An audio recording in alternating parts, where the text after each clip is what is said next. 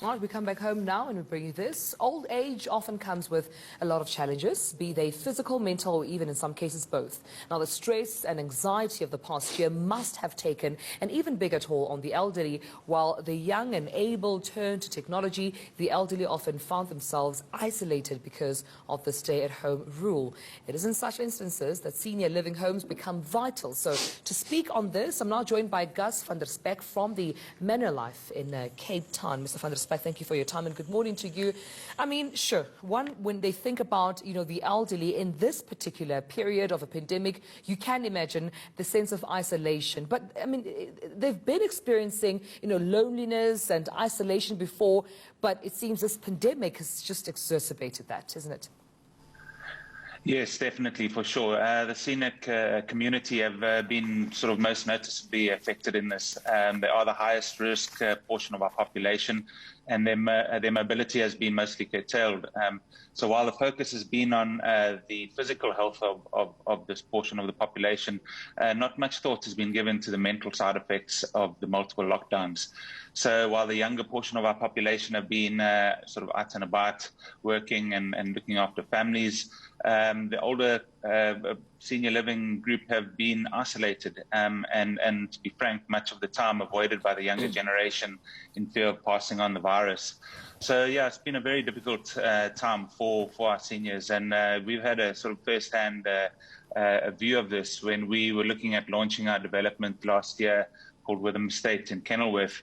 It was around about the time that the first lockdown came, and we were looking at launching the product, and we thought we'd just put the brakes on it and see how things went through the lockdown, and our phone just started ringing. Yeah. And it was people in the 65 plus category looking to get hold of us to find a place in a community which is seen as a lifeline to a lot of people nowadays. Yeah, and let's talk about that, retirement lifestyle estates and the role they can play in which to, make, the elderly not feel that isolated. At least they've got, some activity there. I mean, take us through which ways they could play a role. Look, so a lot of it comes back to this sense of community. You've got an abundance of friends and staff close by. These people obviously in contact with on a daily basis.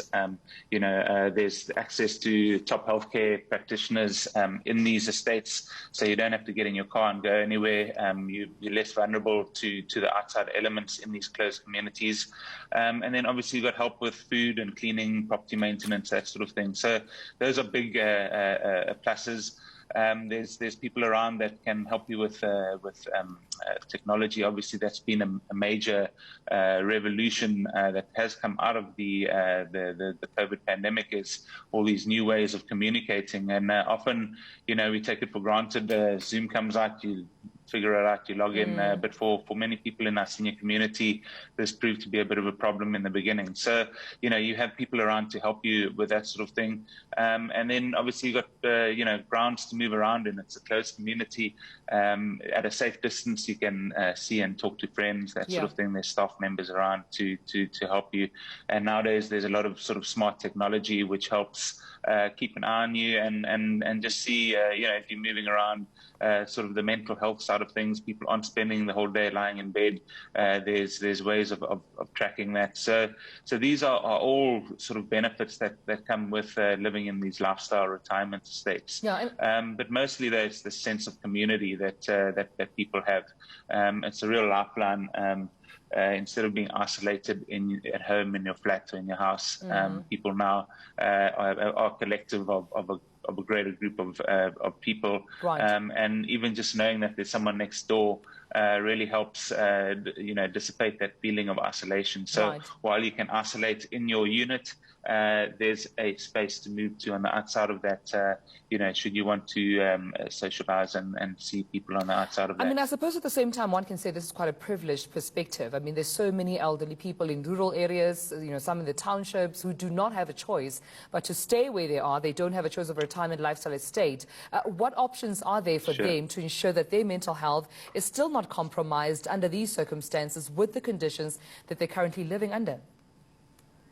Yeah, look, I mean, that's a very good question, and it's a very, very negative part of our society, and it's difficult for people in close confines to get out and move around. But, I think technology is obviously one of the things nowadays through WhatsApp and that sort of thing, communicating with family, but also just getting out, keeping a safe distance from other people, and actually just having that human contact every day is vitally important for mental health. It's just one of the ways that people need to try and sort of stay in touch with each other and a camaraderie through these difficult times. Hopefully, with the rollout of the vaccine, we can start opening up things a bit more. But we're in the middle of this third wave, so I think it's going to be another tough month or two for people to bear. We'll leave it there. Thank you so much, Gus van der Spek, for talking to us. Thank you for your time. All right, on the note, Nandi stands by with the very latest in sports. Good morning, Nandi.